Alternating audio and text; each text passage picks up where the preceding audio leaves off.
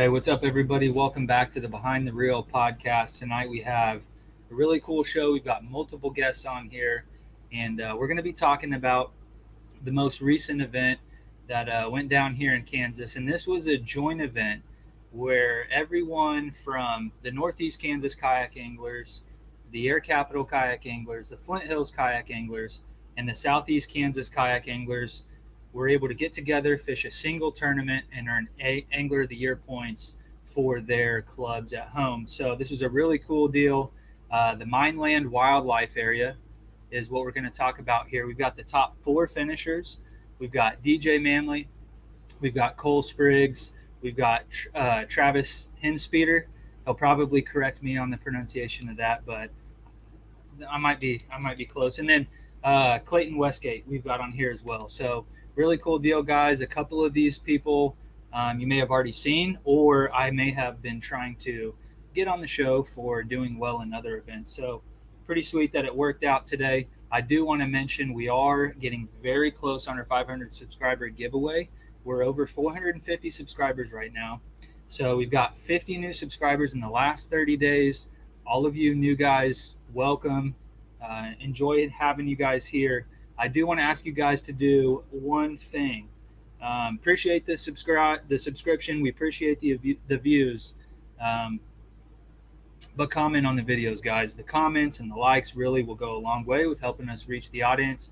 We're really trying to grow the kayak fishing community here in Kansas. And these opportunities like fishing the Mineland Wildlife Area, the way we did with all four clubs this weekend, are going to help us with that as well.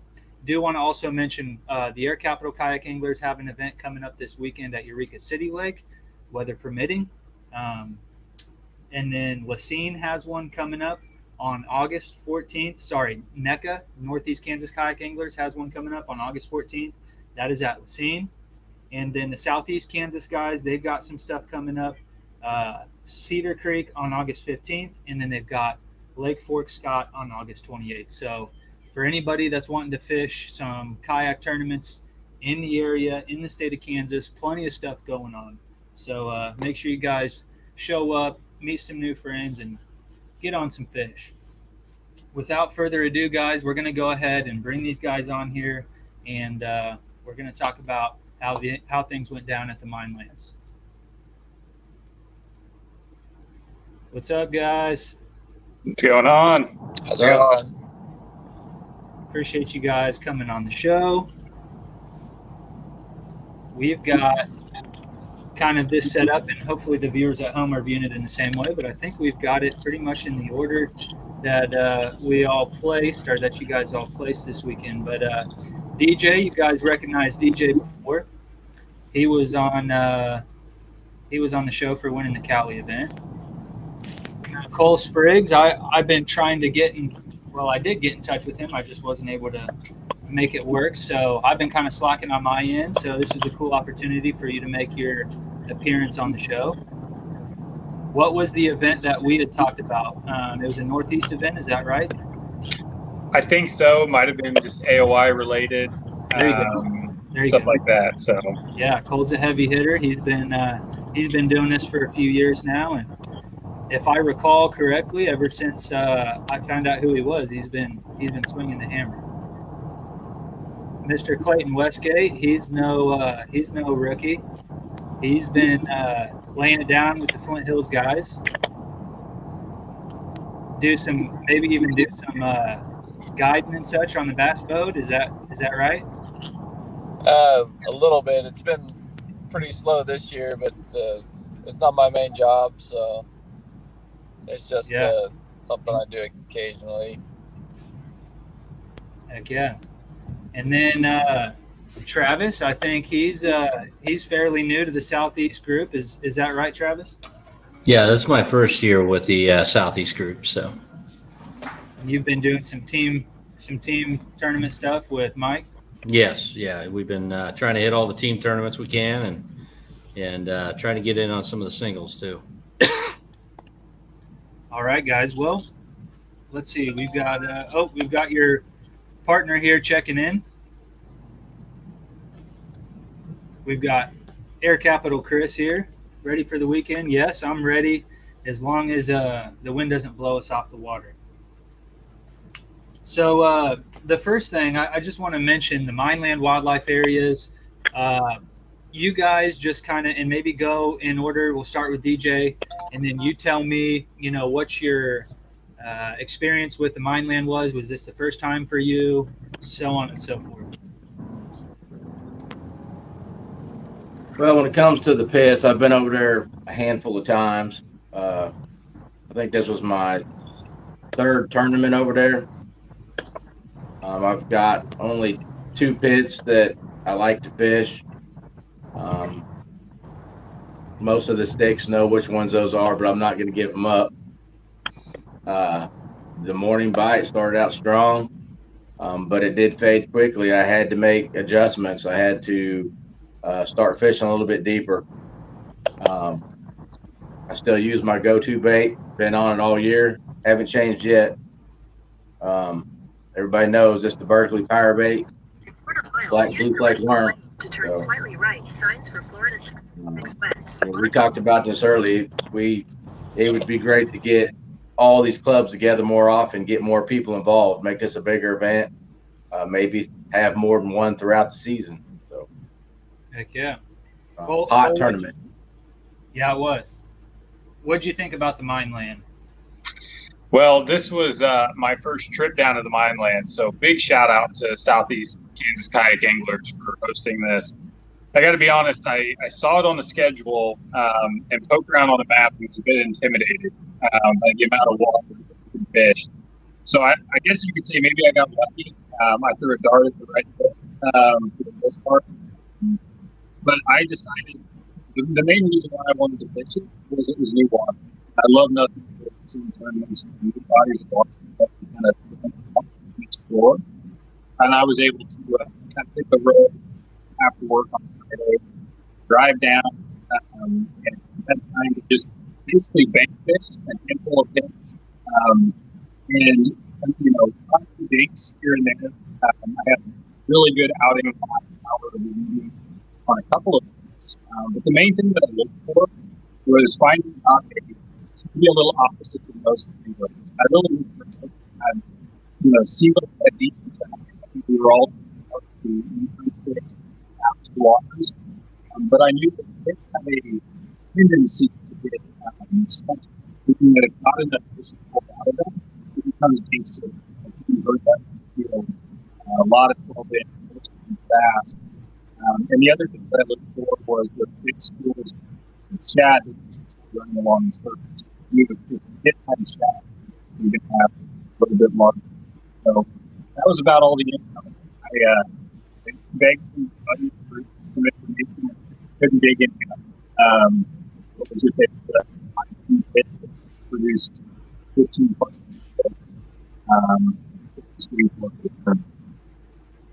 Hey, are you other guys having some trouble understanding Cole? Yeah. If you have it must be the mic or something on or whatever. Because parts of what you're saying is coming through, and I think we can kind of put together what you're saying. But if you have even just one of those earbuds with a mic or something that you could, maybe a headset with a mic or something that you could maybe throw on and try that. We'll go to Clayton, and you might mess with your mic settings here in the meantime. Give it a whirl. I've fished the strip pits on and off the last several years. My wife and her younger brother and younger sister all went to Pitt State, so they had a house down there, and we'd go stay down at the house and go fish the pits. But I've never had a lot of luck at the pits. I catch a lot of fish, but catching good quality has never been something that I've had much success doing. I've had one trip where I did really well and caught several big fish, and that was out of the pit that I ended up fishing for this event. And it wasn't anything like what it was like back then. The water was extremely dirty this weekend, and I was not really very confident in anything I was doing.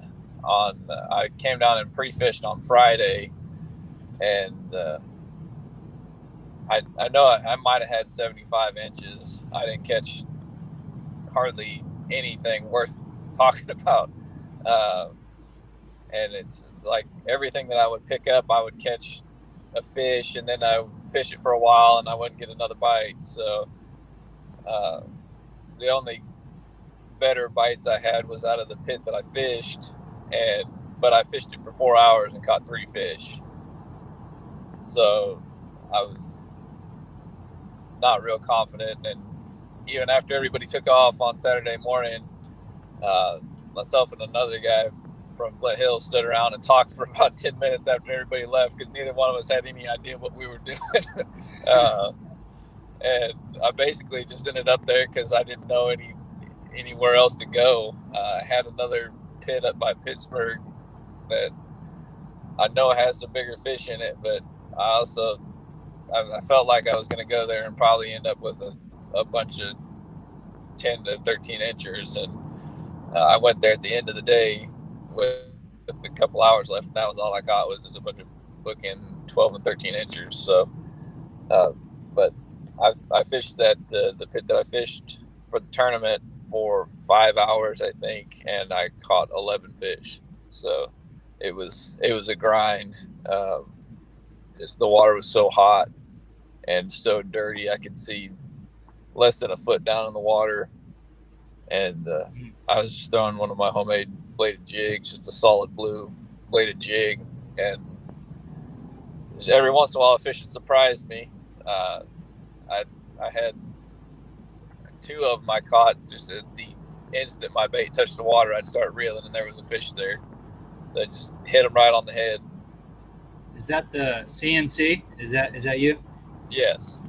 I got one of those from Mondreca, and I've caught a few on it. Yeah. The code blue is what I call the solid blue, and this time of year when the water gets hot and it gets that like nasty greenish brownish color to it, I don't know what they think it is, but that it works really well. Heck yeah, man. Travis, what do you think about the strip pits, the Mineland Wildlife Area? Well, strip pits play into what I grew up fishing with: small ponds, smaller water, and a lot of pond hopping. So it's I'm a transplant here. I've only lived down here for 9 years, 10 years now here in the Pittsburgh area. So, but since moving down here, I've done a lot of pit fishing, and so I really enjoy the pits. I started out, I really come with as hot as it was going to be. I knew I had to get on pits that were for my, lack of deep expertise. I'm not a deep, I don't do well fishing deep. So I know I needed to be in places where there were good fish that were, less than 12 feet for most of it. So that's what I was looking for. So I went to places that I knew would have decent fish that were like that. So started out with a buzzbait. That's where I got my largest fish was buzzbait right off the bat.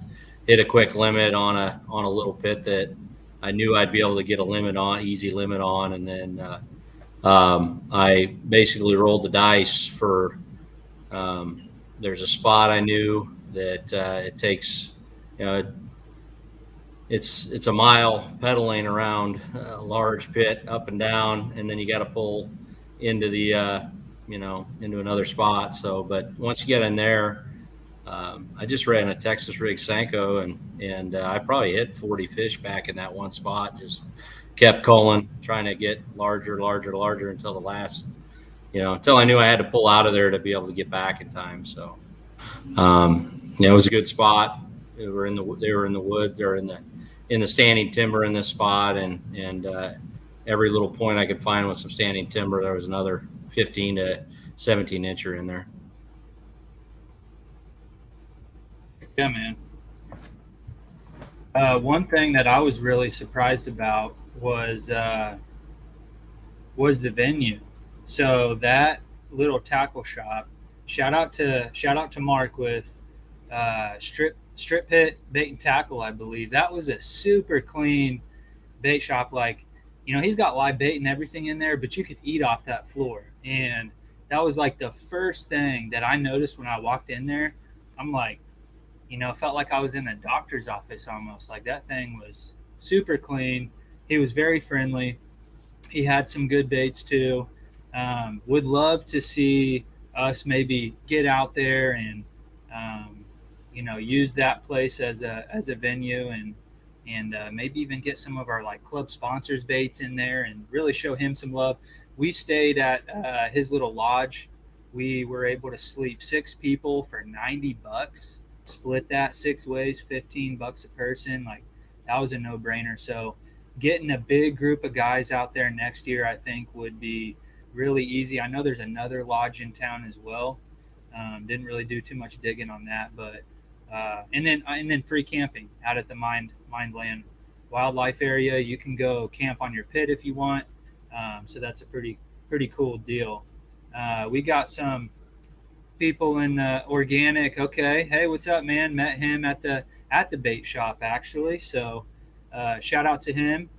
I don't recall your name, so you might shout that out. But I do remember you telling me your tag was organic.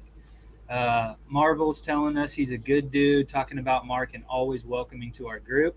It was cool seeing the Southeast Kansas sticker on the front door there. That was pretty cool. So he is definitely showing some love to the kayak guys. Chris says next time I'll have to take one of the spots if you do the cabins. Mike wants to know if he can share the bed with Travis. So it's going to have to be a California King for that. And then organic. What's up, Derek? Appreciate you tuning in, man. And Derek told me, he said, you really guilted me into hitting that subscribe button because apparently on one of my more recent videos, I did the whole guilt trip on, hey, man, give me your subscriptions, and he fell for it. So appreciate you, Derek. Yeah, Mike's trying to play it off like he was joking. Yeah, right. Okay, so DJ, what adjustments did you have to make out there on the water? Did you go out there and just slam them right out the gate? We all know that you threw that, curly tail worm, but kind of give us what that looked like, what your fish catches looked like and how that went down throughout the day. I did. I went right out the gate and slammed them. I think I was limited in 10 or 15 minutes. Probably caught 60 plus fish throughout the day. Most of my big ones, I know my biggest one didn't come to about 11. It was right off the shore. Funny story. Once again, bad cast. There it was. I mean, hit the water as soon as the bait hit the water. Most of my, my 2 other 18s I caught, they were probably around 10. 17s were everywhere. I mean, I was throwing 17s away left and right with, 16, 3/4. It was an unbelievable day. Which bit was this again? Do what? I was just trying to catch you slipping, man. It was pit 105. Okay. But yeah, you mean, just like Travis said, around the laydown, the trees, shadows. The shadows was really good. The depth was just pretty much shallow water. The morning bite, like I said, it kind of went away quick, but they were still there. But I had to go off the bank. It was adjustment that I rarely make. Just try it. The pit I was in wasn't very big. Lewis and I were within talking distance probably the whole day. Started casting 10, 12 feet off the bank, probably in about 15 foot of water, and just started nailing them heavy again. So that was the only adjustment I really had to make all day. What kind of weight are you using on that worm when you're fishing that deep? 1 32. Wow. Okay. Cole, what did that look like for you? Did you come out the gate swinging, or what did that look like? Yeah. So can you guys hear me all right now? Yeah. A little better. Good. All right. I think I got it fixed. But like most of the guys are talking about, it was, those pits are good for numbers, right? So right out of the gate, the first hour was probably the same thing, limited with 13, 14-inch fish. So I knew I needed to make an adjustment. I stayed on the same pit all day, never moved, unlike a lot of folks. Decided to really hunker down. And anyone that knows me knows I'm a big finesse fisherman. That's my go-to. I ended up primarily using one of three baits: a fluke, a weightless kind of Texas rigged bait, and then a peewee kind of style jig to cover the water column. Primarily caught most of mine on a small jig, as well as a weightless Texas rig on timber. So those were kind of my go-to baits. I got most of my upgrades after 10 o'clock. My 17s and 18s came after that time frame. In fact, I was heading back to the ramp, talking to a fellow angler, kind of pitching towards the bank as we're moving in, and I ended up catching a 17 and a half and had to ask the other angler to verify the time on his Garmin GPS unit too, because I think it was just after 141 is when I boated it, and I think the pictures were 142. So I haven't had one of those tournament fish in a long time. Nice. That makes it right to the very end, but sure makes it fun. It was great to share that kind of experience with another angler on the water, but really found no pattern other than if you found a twig in the water, bass were holding to it.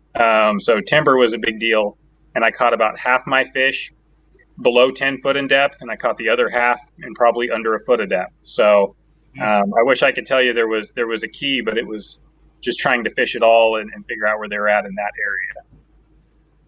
Sorry guys, I had a little internet issue. I think one of my kids probably flipped the switch that cuts for some reason I have a switch that's set up with my router, and it'll kill my internet. I don't know. But anyways, Cole, I got a question for you. What Garmin unit are you running? Say that again. You're cutting out on me. What Garmin unit are you running? 93 SV. It's worked really well for me from crappie and walleye to, bass. It's been a solid unit with very little adjustment that needed to be made out of the box on it. So I enjoy it. Yeah, they are very good. Can you guys hear me okay now? Yep, you're good to go.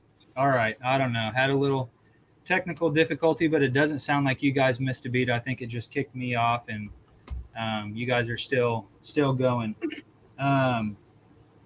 Okay. What about you, Clayton? Oh, I want to address this here. Okay, Mike. So you were asking, and I knew what you were asking. I was just giving you crap there, but yes, it is a 3-bedroom. You have 2 bedrooms with like a twin size bed in each of them, and then the third bedroom actually has 2 bunk beds. So that one room sleeps 4. So there's your 4, 5, 6, and then you also have a couch. It's actually a pretty roomy little place. Clayton, how did your day on the water go? I actually started out missing one on my first cast, and then I hooked it on my second cast and lost it, and caught a 16 3/4 the cast after that. So that was as big as anything I caught in practice, and I heard a fish splashing back behind me, so I turned around, and 3 or 4 casts later I caught my 18, which is my biggest fish of the day. And so it started great, and then it took me an hour before I got another bite, and it was a 11 1/4. So that was kind of not exactly what I was looking for. I think I turned that fish loose without even putting it on the board, but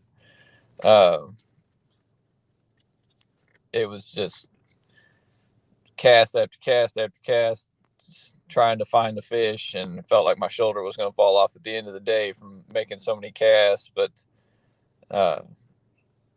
it was a lot of work, and I couldn't get them to hit anything except for the bladed jig. The day before, I caught some on a 10-inch power worm. I caught some on a wacky rig, and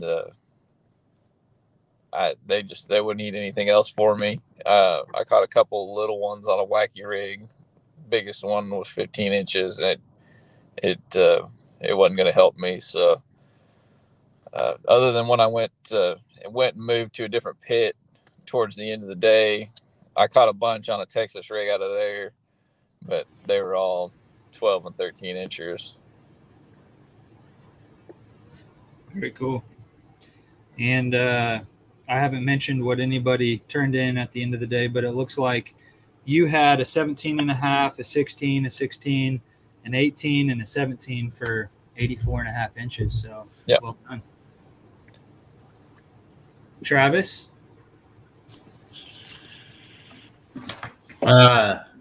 Adjustments, I guess.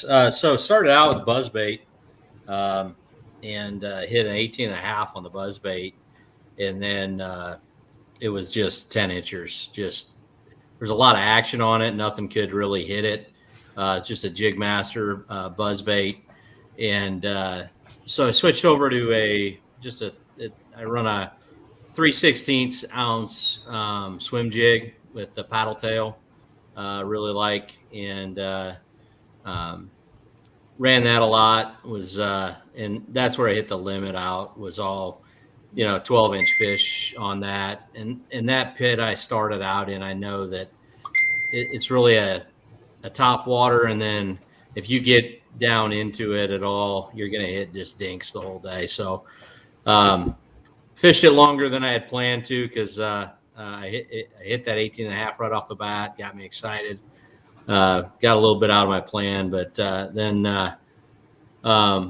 head back, loaded up, and head down the road to that other pit that I wanted to get to. So I got in there into that spot and was fishing the same swim jig, and was hitting 15 inchers, but I kept getting broke off in the wood. So switched over to the Texas rig. It was just a baby bass Senko, and it was just, from then on, it was just absolutely getting smashed. So to the point I ran through a full bag of those. I had to switch over to another a Z-Man TRD that was somewhat the same color, and that just kept getting smashed too. So it was just upgrading after that. And actually, like Cole said, he was coming out, got one right at the end. I actually pulled back out of that spot, was heading around, and for some reason I just looked over, and there's that spot that just looks right under that one bush, and that's it hit the 117 and a half there. That my last little upgrade, about 130 or just before 130, and then made the haul back around in 105 degree heat index, and man, it was hot. That was hot going back. That was a long way. It was a warm day. Oh man. Yeah, because you had to do quite a bit of pedaling just to get back to the truck. And oh yeah, I mean, that's one of the larger pits I was on down there, and so I had to pedal up and around, and yeah, there was a lot of water coming in from the pit into the kayak to cool the motor down, I guess you say. But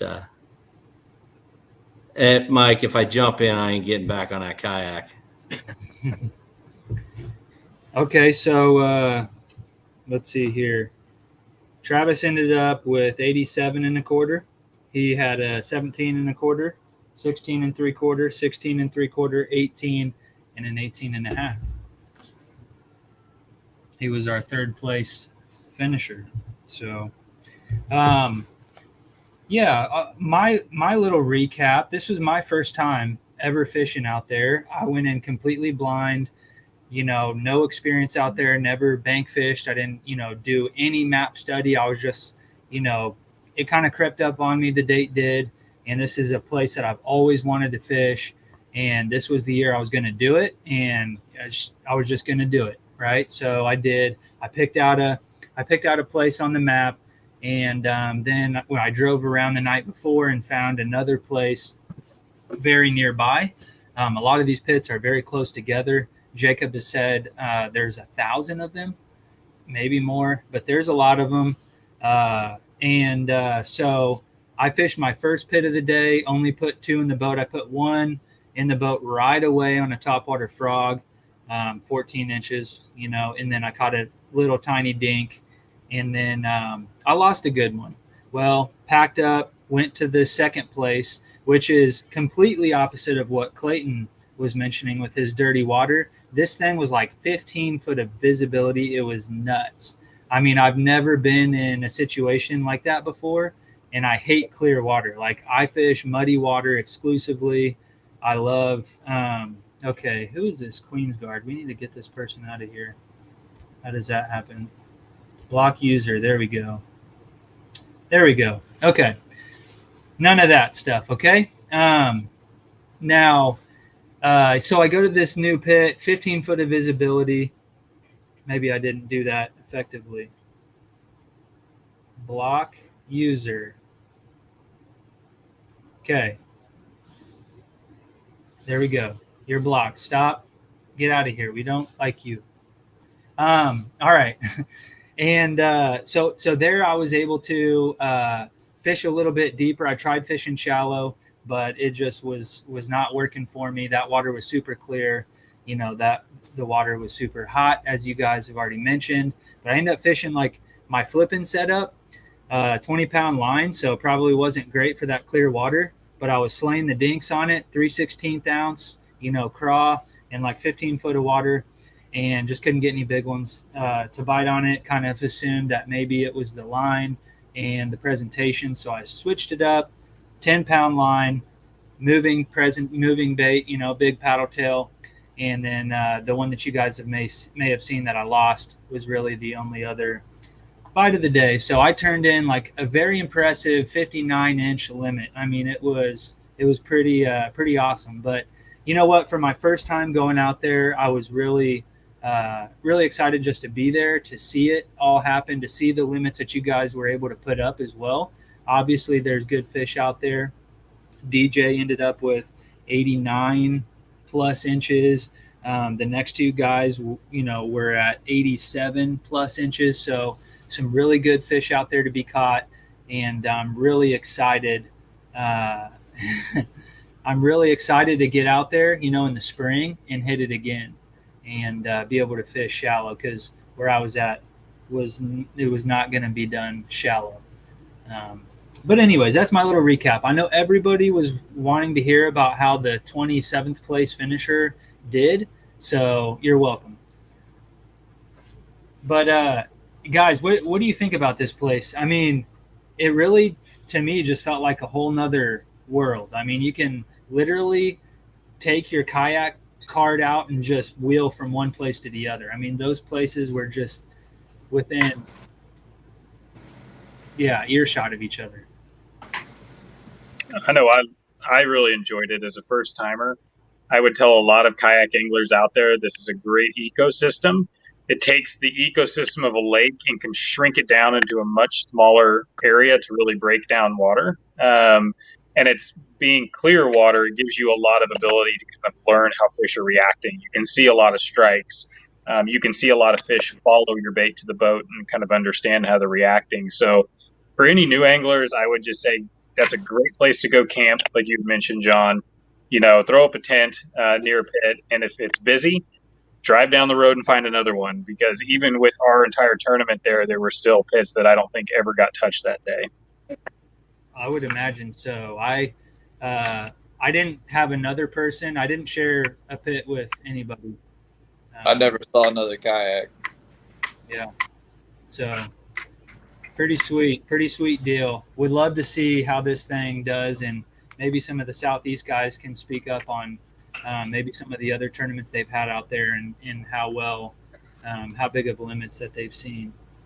Well, one of the things that's really nice about the pits too is that you can find about every situation in the pits that any angler would like to go fish, whether it's you're practicing, you're learning, or it's your go-to. You can go fish deep, you can go fish shallow, you can go look for grass, you can go look for wood, you can go hit any of those if you search long enough. It's going to take you a while to find those pits, but you can go do about anything in the pits with what's, in your wheelhouse or what you're trying to learn. So that's one of the nice things. Adding to what Travis just said is, a lot of people are picky on the clarity of water, and that's something else about the pits. I mean, you got clear pits, slightly stained, heavy stained, chocolate milk. I mean, they're all out there. Yeah. When I say 15 foot, I'm not joking. I mean, it was nuts.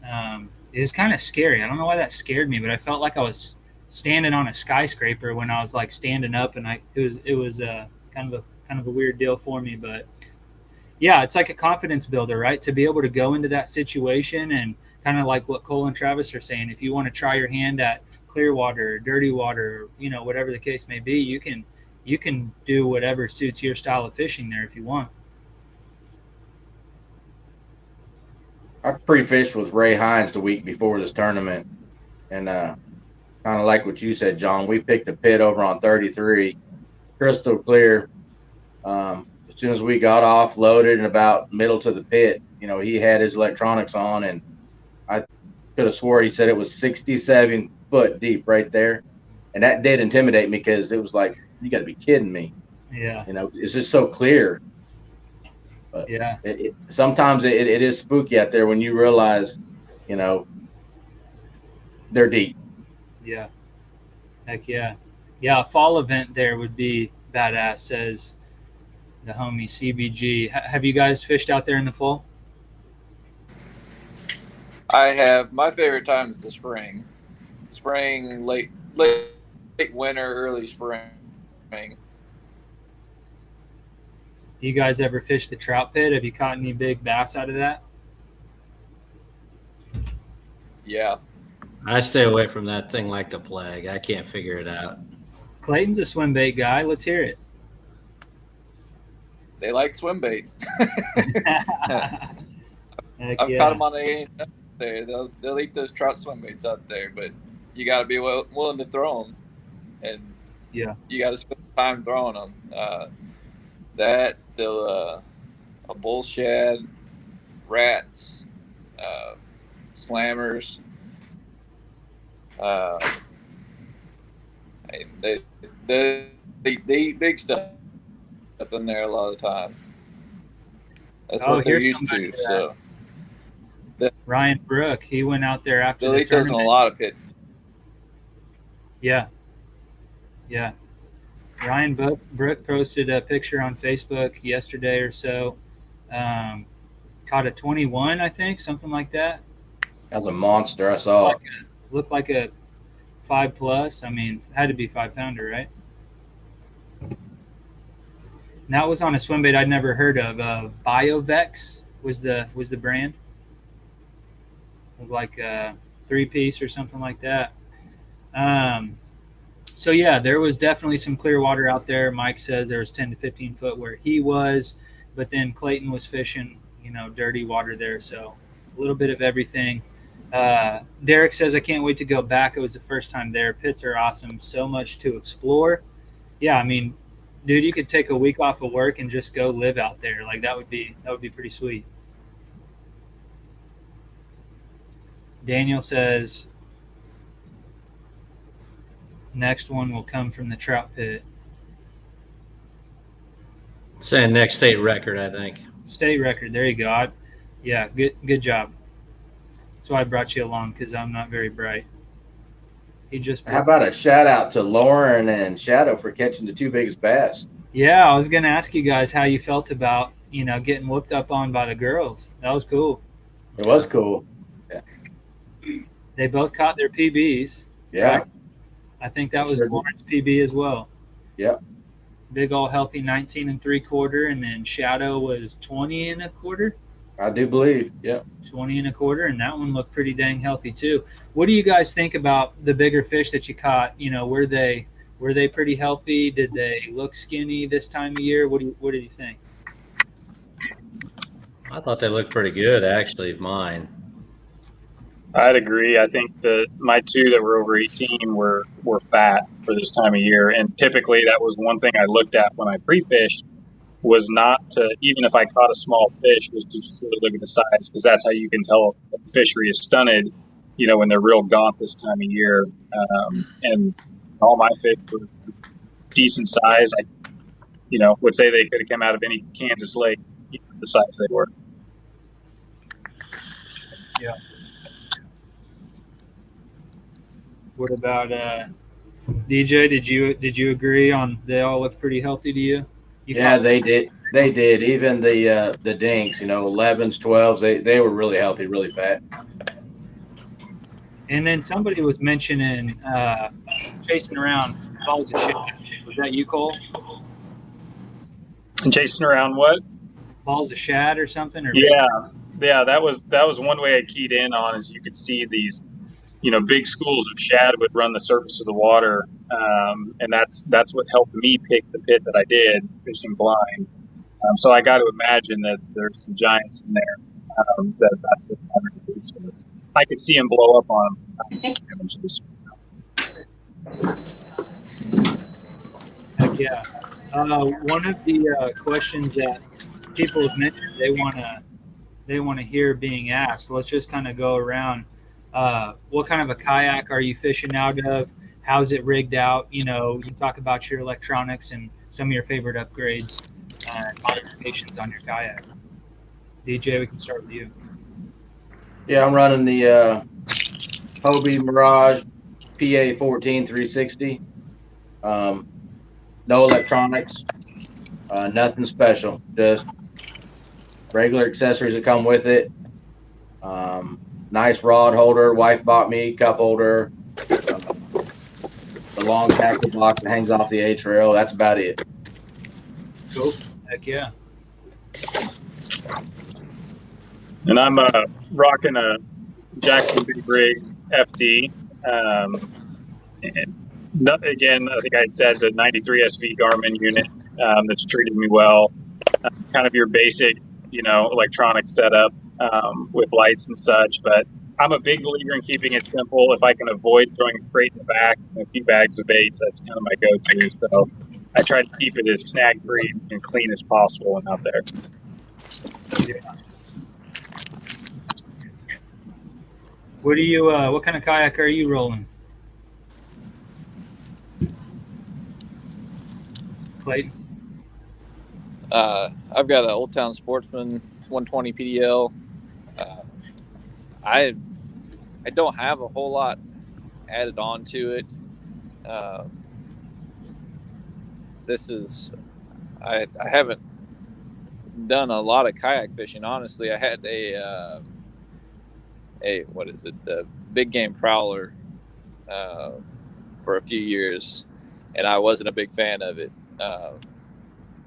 It got blown around in the wind so bad, and I decided this last year that I was going to sell it, and I wanted to try a pedal kayak instead. So I went with the Old Town, and I've just loved fishing out of it. So, but I haven't added a whole lot to it. Just I've got an anchor trolley, which is nice in the wind.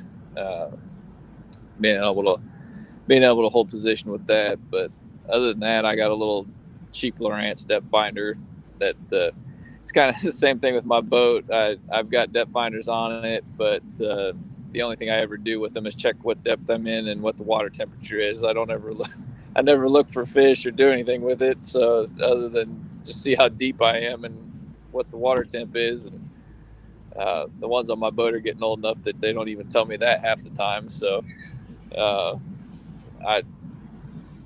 it's nothing real fancy other than just the boat itself, the kayak itself. So I just go out, and I don't, if I can't stand up and touch bottom, I get scared anyways. I don't like getting off the bank. So I don't need anything too fancy with the electronics. Yeah, so I mentioned, talking about getting Cole on the podcast earlier, and Clayton's another one that I've been meaning to catch up with. I found myself over here on the Flint Hills Kayak Anglers website, where you can find out how the tournaments win, and I'm looking at the first two of the year, and Clayton's name is at the top of both of them. So Lacine and Melbourne. And then, up near the top, you see another guy up there who we've got on camera right now, Mr. Cole Spriggs. So pretty cool to have you guys on the show, even though we haven't been able to make it happen. Curious, just after seeing that, Clayton, are you going to be fishing the NECA event out at Lacine here pretty soon? I'm thinking about it, yeah. I haven't been out there since the Flint Hills tournament, so but I spend so much time on that lake that I know it really well. I know how to catch fish, and it's so tough this time of year, and tough tournaments just seem to be the ones that I do the best in. So it's kind of right up my alley. You only need 5 bites, and I seem to be able to kind of put myself in that mindset that I can go out and I have all day to get 5 bites. So if I go to where I know I can get 5 bites, I can usually make it happen, and that's all it takes on that lake. Heck yeah. Travis, what kayak are you fishing out of this year? I have a Hobie Mirage Compass, and only thing I added really, I got a Lowrance Elite TI 9-inch, and then way too much tackle and way too many rods on the back. So it takes 2 crates and too many rod holders to put all my stuff on there. Bring way too much. I gotta have it. Everything in the kitchen sink, and I run the same 2 poles every time. It's like, yeah, it's a sickness. Yeah. Do you find yourself struggling because of that, or like Cole's kind of got this minimalistic approach, where he only wants to bring what's necessary? Have you considered doing something like that, or do you just like having it ready?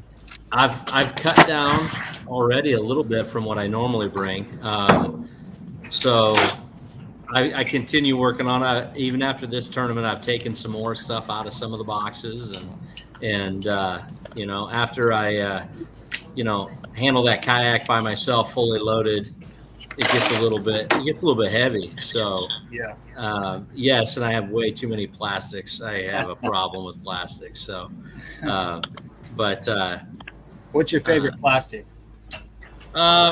Sanko is going to be my favorite plastic. So it really depends. But the Yamamoto or Strike King is usually what I go with, actually. So is that the Ocho, or is that? No, it'll be a shimmy stick, I think they're called, or something. Okay. But yeah, so that's what I normally have. And then if I'm looking for something to fall a little slower, I go to the Z-Man.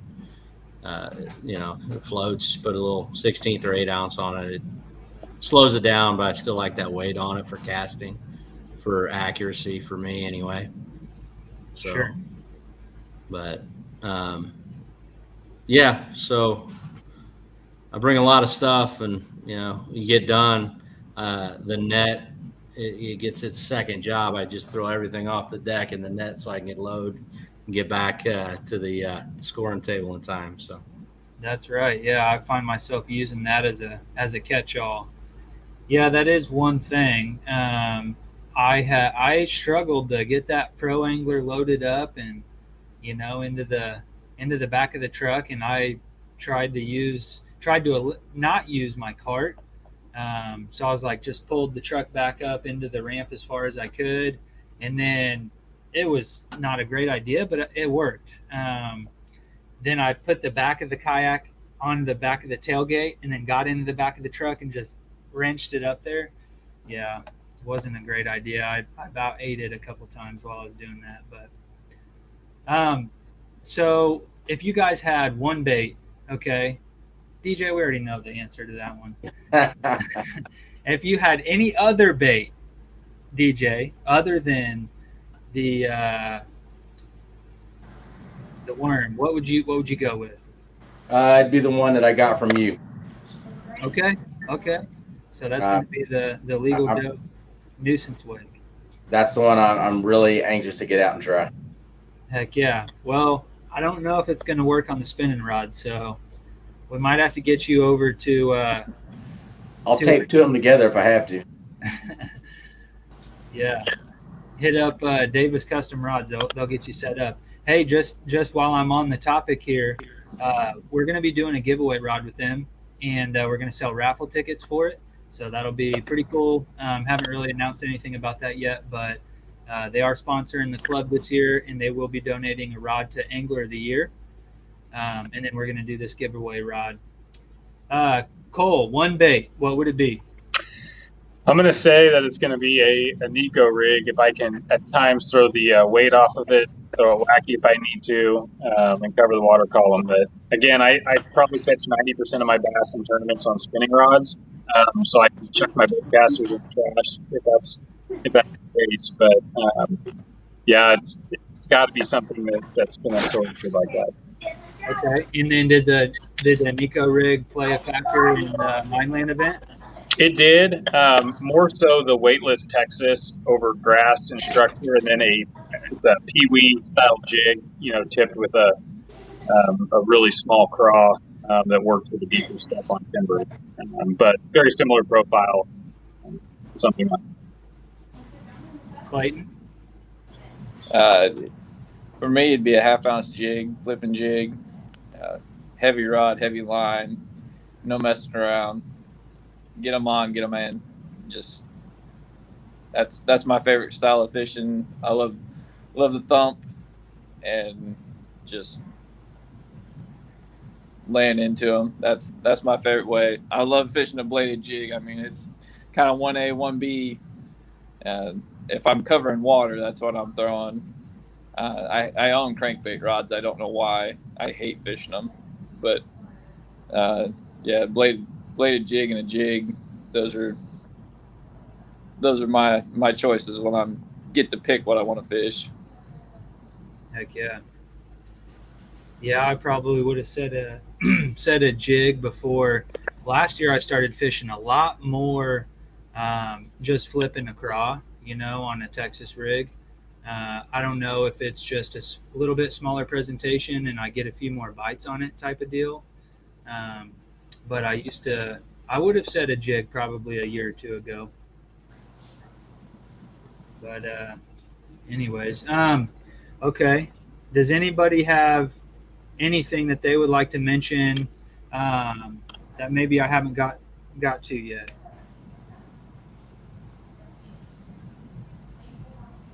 Daniel says that's blasphemy, Cole, throwing away all your bait casters.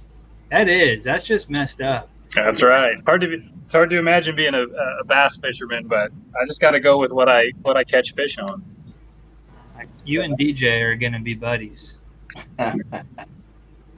When you are under the pressures of tournament fishing, is it hard for you guys to take a break to care of hydration and staying well?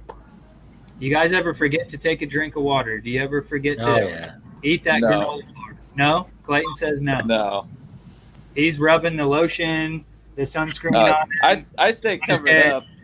I stay covered up. I don't do the sunblock, but I drank probably close to 2 gallons of water. It was so hot. I had bottles of water all over empty bottles all over the kayak. Yeah. After I caught my second 17-incher, I pulled up to the bank, ate a bag of beef jerky and a granola bar, took a break, cooled off a little bit. So I feel miserable if I don't. Yeah. Cole? I tend to zone in pretty good. I did hydrate. In fact, I'm laughing at this tournament. I was sitting in the middle of the pit, probably in 30 foot of water, in between banks on a main stretch with a wacky rig just hanging out of the kayak. And I think I ended up catching a 14-incher and just thought, what in the world's going on if I'm catching a fish out in the middle of nowhere here? So. That true, Travis? I got everything. I'm telling you. I was wishing I had some wipes at the Mineland. I make sandwiches the night before. I got a cooler on the front end, so I always got There's always a couple of trail mixes, 2 sandwiches, and a pickle, and I make sure I got 3 big jugs of water, and it's kind of scheduled out, but I forget sometimes. So, but anytime I'm moving, if I got anywhere to go, I'm eating a snack. So, and it goes back to, I deal a lot with hydration with the stuff I do at work with my employees and stuff. So, what is that? The people want to know. I manage 3 UPS facilities. So cool. So yes. So I deal a lot with UPS drivers out on the street, trying to stay hydrated, trying to make sure they got the right nutrition and stuff. And so, but man, you get into them like towards the end of the day, and next thing I know, I realize it's been 2-3 hours. I don't know if I drank any water. So you get distracted. Shout out to Miles, our UPS driver at RMP. We load his truck up every single day. I've joked about wrapping that truck with RMP because he showed up this morning with like 8 trolling motors, and he looked mad. What's up, Miles? If you're loading it, if you're loading it, he's got you trained well. Oh, we'd lose him again? Yeah, we lost him. He gone. Oh, okay. At least he had a nice smile when it froze up. Yeah. Could have been much worse.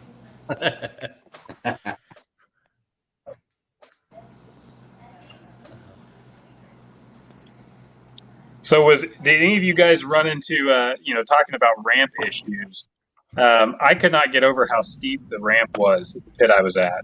It was about straight down as you can get. So it'd be a little bit of a struggle, I think, if you were putting a very heavy boat in there.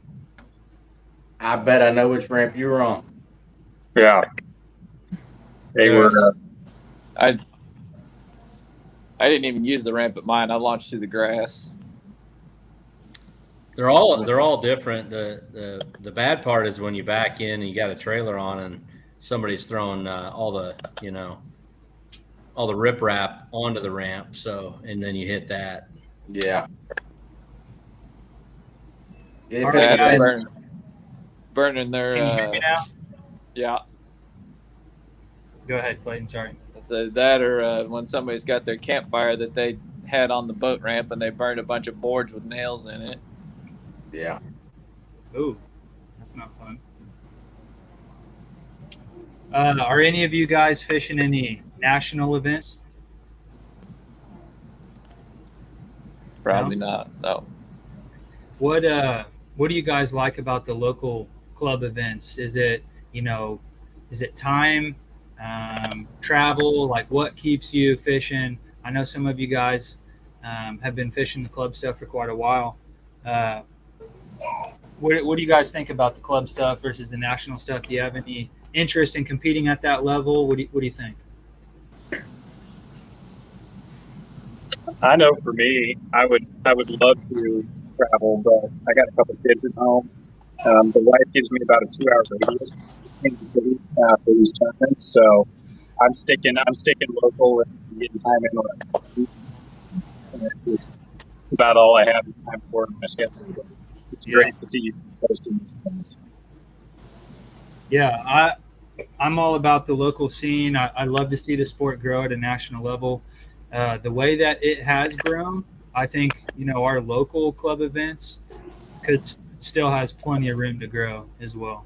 And that's why I want to really embrace these tournaments where, you have the Air Capital guys, the Flint Hills guys, Southeast, Northeast guys all coming together. Clayton, what about you?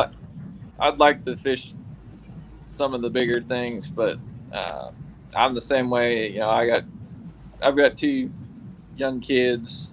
My work schedules, I work irregular hours. Yeah, I got one of them right here. All right. He just got done with bath time and ready to go to bed. We've been on the road for 2 days now, driving from Kansas to Florida. So nice. So are you in Florida? Yeah, we just got to our hotel while we were doing this. So Hopefully you brought a fishing rod. So No, but we've got some plans. But Nice. Feel free to take off whenever you need to, man. I really appreciate you jumping on here while you're doing your vacation stuff with the family. Appreciate your wife letting you do that. Shout out to her. She lets me do a lot of stuff that she doesn't have to with my fishing. I was a little stressed out driving through Tampa by myself. I drove 13 hours yesterday and then 6 hours today. I couldn't sleep in the car, but he could. So I let him sleep, and we kept going. I'm passing all kinds of construction and cop cars, and I've got the passenger dome light on, and I'm like, oh my goodness, what is going on? But I'm so happy you invited him and so glad he could join you guys. Yeah, thank you for letting us borrow him. But my work schedule is unusual. This last year is the first time in the almost 12 years I've been there that I've been able to get weekends off. So that opened up the door for me to be able to join Flint Hills and fish. So I was excited just to get back into tournament fishing a little bit. I'm not a fan of the 5 fish weigh-in limits with boat tournaments. I've really become just not a fan of it. So what is that? Is that do you feel like the fish care isn't there, or what is it? I just think it's silly. It's unnecessary to bring the fish in. They've got the MLF style. You got the stuff that we're doing with kayak fishing where you can measure the fish and turn them loose immediately. And it just seems really hypocritical to me that you pretend like you care so much about fish. And, if somebody's keeping a 5-pound bass to eat, these same guys lose their mind over it. But you can haul it around in a live well all day and then turn 70 miles an hour and then turn it loose at the boat ramp when it's, the water's 92 degrees and pretend like because it swam off that fish is going to live. I used to have Monday, Tuesday off. That fish didn't live. Those fish are dead all over the ramp the next day. See a lot of floaters out there. Oh, yeah. Yeah. When I'd go fish Melbourne. Lacine is obviously horrible. I'd go fish Lacine and see dead big bass all over by the boat ramp the next day after they'd have tournaments out there. And it really left a bad taste in my mouth for the 5 fish weighing limits. I guess if you got to do them when it's cool outside, or knock it down to a 3 fish limit or something. But this last week I fished in a boat tournament and we did length, just like we do in the kayak tournaments, and no problems. You put them on a board, you measure them and toss them back. Are they using hog troughs, catch boards? What are they using? Yeah, same thing. Yeah. What do you mind sharing what you do for a living? I work for the Sheriff's Department for Johnson County. Very cool. In Kansas. Appreciate you, man. Yeah. My dad's the sheriff in Jackson County, Kansas. So I come from a law enforcement family and appreciate what you do. Yeah, I've been doing it since 2007. So I've been with it for a while now. Heck yeah. Okay, so we got a couple guys. Cole, what do you do for a living? I work for a bank in the region in the commercial space. So a lot of the fun finance stuff. Cool. Not as cool. Do what? It's not as cool as a lot of other jobs out there, but I do enjoy it. Not as cool as chasing bad guys. That's right. Daniel says thank you for your service, Clayton. And thank you for banking stuff, because without banks, I don't know. I probably wouldn't have a house. So, oh, sure. DJ. Job? Yeah. Code enforcement officer, Coffeyville. Okay. So you're like, cut your grass, man. Yeah, I'm the most hated guy in town. The most hated guy in town. Yep. Heck yeah. All right. Well, let's see here. Let me see. Is there anything else that we want to? I have a bunch of questions we didn't really get to, but it's going to be kind of hard to pass it around, 5 different times. So I think we've pretty much got a feel, thumbs up, thumbs down. Who's fishing the Mineland Wildlife Area next go around? Heck yeah.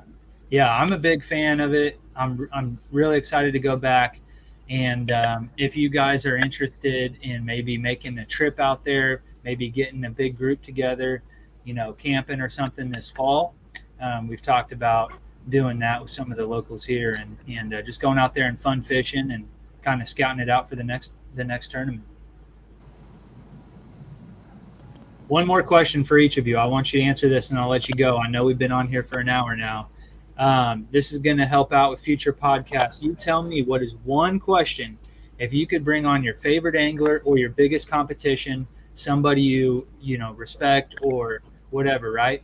Your favorite angler, biggest competition, if you could ask them one question, what would it be? DJ. Mine would probably be what's the motivation to keep you fishing? Yeah. What's the motivation to keep you fishing? What would your answer be to that? My answer is I think I answered this probably the last podcast, to learn, to fish out there with your friends, your family, develop yourself. I would love to fish these big tournaments. I'd like to develop. So yeah, I think that's my motivation, is to learn, right? To become a better angler, to add more tools to my belt. I think a lot of us could probably relate to that. Yeah. Cole? That's a great question and a really tough question at the same time. For me, I am a little bit of a nerd when it comes to fishing. Not about what kind of baits people are using or anything like that, as much as I want to get into the mind of why did they choose to do that. What made them throw that jig in that scenario? What made them decide to throw that moving bait? And what do they feel like they're looking for? So it's more of a scenario more than anything. I would love to just capture, that first place angler, pick on DJ, have a camera over him for 10 minutes and watch him fish, just so I can see how DJ's breaking down the water that he's fishing, and how he's adjusting and reacting to this. So it's not a single question, but it's one that I would love a glimpse into, and kind of helps me, again, like to your point, John, continue to learn. That's what this is all about. Yeah, and I think that's kind of what inspired me with the concept of Behind the Reel. Is there's a lot of those things you really can't put, into words, or you really can't put your finger on. Those little adjustments on the water, like you're talking about. Why did you do this? Why did you change that? And it ended up actually paying off. And yeah, that's what we're trying to capture here, but easier said than done. Clayton? I really like that idea. That sounds kind of like the Bass Day on the Lake. I still read those now, and I've always enjoyed going through and just being able to get inside somebody else's head and why they make the decisions they make. But and that would kind of be what I would say. How do you go about approaching your tournament day? How do you plan for it, and how do you execute throughout the day? How do you keep your head in the game? That's what I found with myself this year. The tournaments that I've done well in, I go into it with a plan and I stick with it. But the tournaments that I don't do well in, I get away from what my plan was, and it's without fail. The tournaments that I did well, I stuck to my plan. My tournaments that I didn't finish as well, I got spun out and didn't do what I wanted to do. Yeah. What's your motivation to keep fishing and keep fishing tournaments? I love the competition, and I love, I'm enjoying fishing with the guys that I'm fishing with in the groups that I've fished with. I feel like I learn a lot when I get to fish with different people. It's easy when you fish by yourself, like I do most of the time, to just kind of fall into the rut of doing the same thing over and over again. But when you're fishing in competition and when you're fishing with other people, it forces you to learn new things. You're not going to be able to just do the same things over and over and over again and have results. You're going to have to do something different. Yeah. Heck yeah. Travis, one question.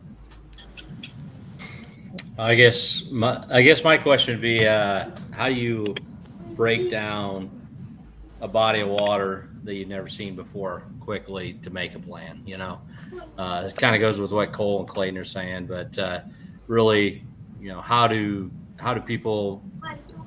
I mean, I'm fishing a lot of new waters I've never been on now, joining this tournament stuff, and so how do you go in and make that decision? What are those thousands of factors that you look at, and then try to get it to your strengths? So that would really be, it's 1,000 questions, just like Cole said, but I want to know how that mind's focused or what you're focusing on to make that plan for the tournament. Yeah. Heck yeah.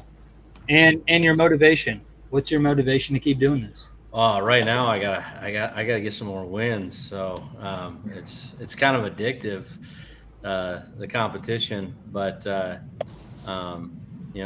got we got one team win and haven't been doing too bad so far this year. So it's What's a lot the name of fun. Of your team? Two Fat Guys Fishing. We fill it out just right. So, but yeah, so it's a lot of fun. And then the learning part of it, like I've never looked at fishing the way I'm looking at it now. So it's more enjoyable. It's more the competitive side of it, to have to think about, how you game plan it, how you're looking for a specific fish versus going out and just like, let's fill some stringers, or let's go,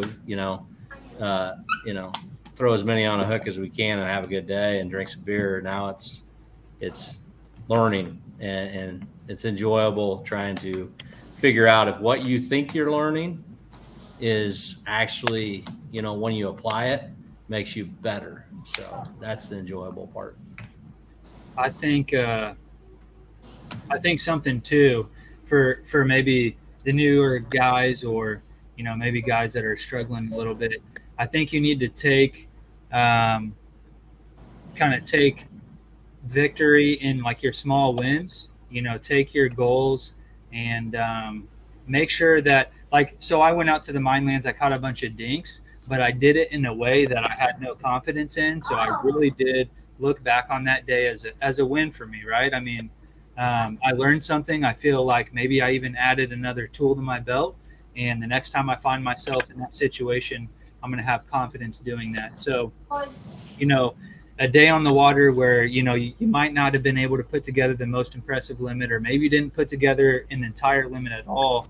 Try to take something away from those things that you did correctly, or take those things that you did incorrectly and try to learn from that as well. So the learning is a big part of it for me.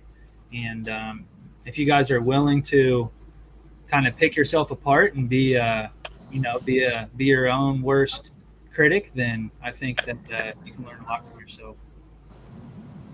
So anyways, that's my little 2 cents there. But I had something I was gonna say, but I'm drawing a blank. I'm probably getting tired. I know you guys probably all are trying to go, and Clayton probably needs to get to bed. So appreciate you guys all joining in for the podcast.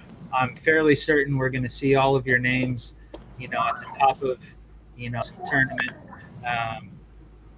standings here before too long. So appreciate you guys taking the time out of your days, your evenings to join us and try to grow this thing, try to grow this sport and grow these clubs, and maybe even introduce some new people to this sport. I just thought of it. DJ, one question real quick, and anybody else who wants to jump in. Momentum. How important is that momentum. So DJ just came off of a tournament win, right? Did you have a lot of pressure? Did you push that at the back of your mind? Do you feel like that helped you? What do you think? As far as the win for Pitt, Yeah. To be honest, there was no pressure because I didn't think I stood a chance of even getting in the top 10. Had really had no intention of fishing it. It was a last-minute decision at 9 p.m. Friday night. To fish at all? To fish it all. A lot of it was just because the pits are a lot of people's backyards. Those guys know that place where I've only fished it a handful of times. But got out there, intuition, confidence, and the rest was the rest. Never sweated about where I placed. Just had fun out there with the wife, enjoyed myself. Like I said, when you're out there, even though you're not around everybody, you get to see everybody at the beginning, at the end. We're all family, in the end. But as far as the fishing, it's just fun. You can't. When I sit there and look at my biggest competitor, it's myself. So. How about you, Clayton? You had 2 wins in a row this year. I didn't really feel any pressure. I think after Lacine I did just because I know it so well. I really put a lot of pressure on myself to do well at that one. Melbourne and Milford, I wasn't really feeling too much pressure at either one of those. I guess just because I'd done well at one this year, and going into it being my first year fishing kayak tournaments, I had a good finish already, so I didn't feel like I really needed to do anything else to prove anything to myself, because I wasn't sure how I was going to do going into this, being a boat fisherman my whole life. So then once I probably put more pressure on myself after fishing a couple that I didn't do so good in. You just kind of, or at least I do, put a little more pressure on myself to try to get back to finishing better, like I know I can. So this one I didn't have a whole lot of pressure. I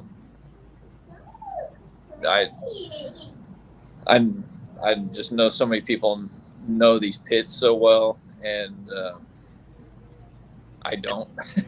I have a couple that I know really well. One of them is the mineral lake that we couldn't fish, and another one they have drained, so I couldn't fish that one.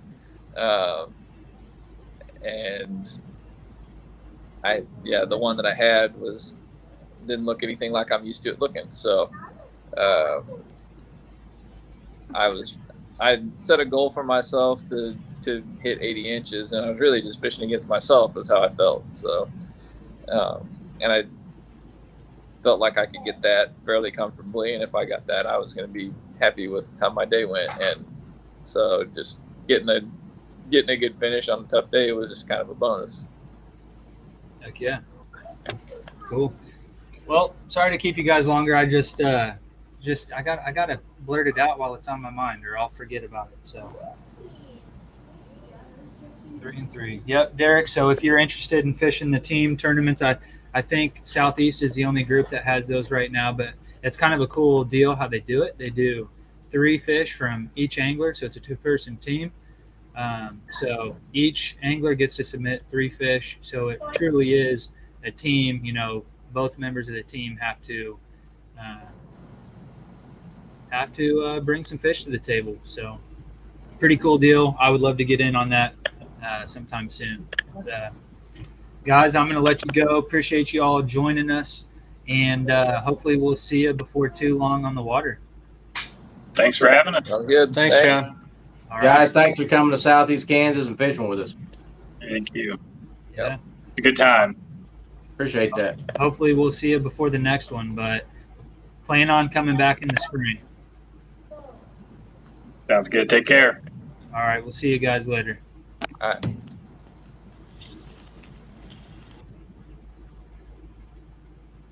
All right, guys, there you have it.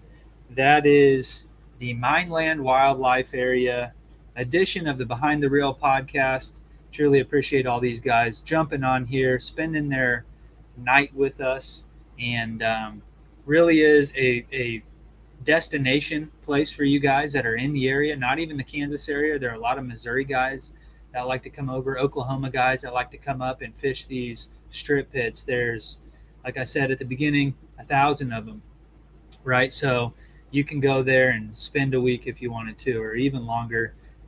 Everybody who's watching, I appreciate the views, appreciate you guys hitting that subscribe button. Make sure you guys are commenting on the videos as well. That's really going to help us grow. Seen a lot of growth in this channel, have a lot of big hopes for this channel, and appreciate you guys for joining in and being a part of it. So guys, I'm going to go ahead and sign off. Thank you again for joining, and we'll see if we can come up with another one for next week.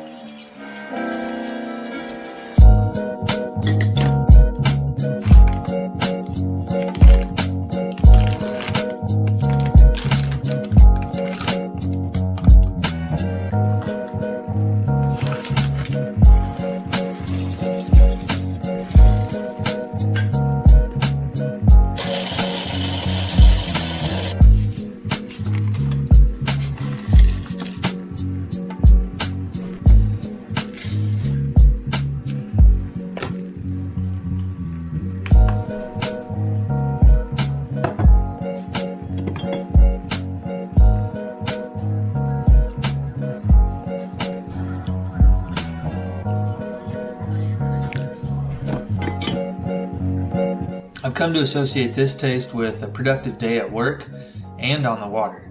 If you guys want to try a bag, go to outdoorsmancoffee.com, use code ACKA20 to save 20% on your next order.